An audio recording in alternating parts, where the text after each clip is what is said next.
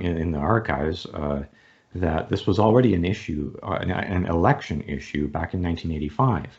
And Grant Hornick was elected partly on a platform of tough on crime, more policing. And that's always been the case. So clearly we need to deal with other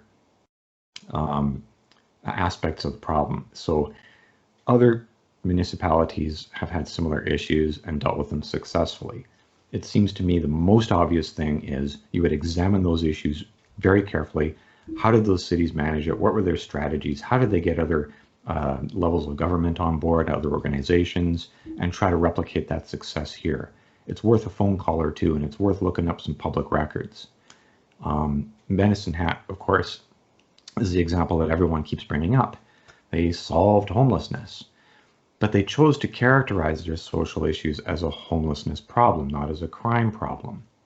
And they brought forward a multi-pronged strategy, real housing, not just overnight beds, counseling in the form of job counseling, family counseling, addictions counseling. They brought in all kinds of programs to help the neediest citizens of their city, to make them productive. And when you provide those resources, people tend to respond very positively, totally against stereotype.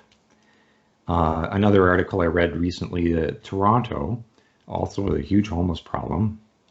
In 8 months, they built 1,000 residential units for the homeless. Again, not just beds, but actual residences. And they partnered with a private corporation to do this. And I mean, it can be done. Why aren't we doing it?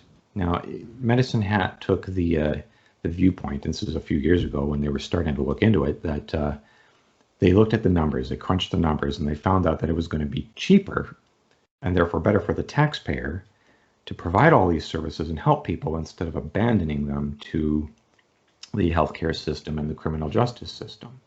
So isn't it wonderful when your morality and your finances match? That's great.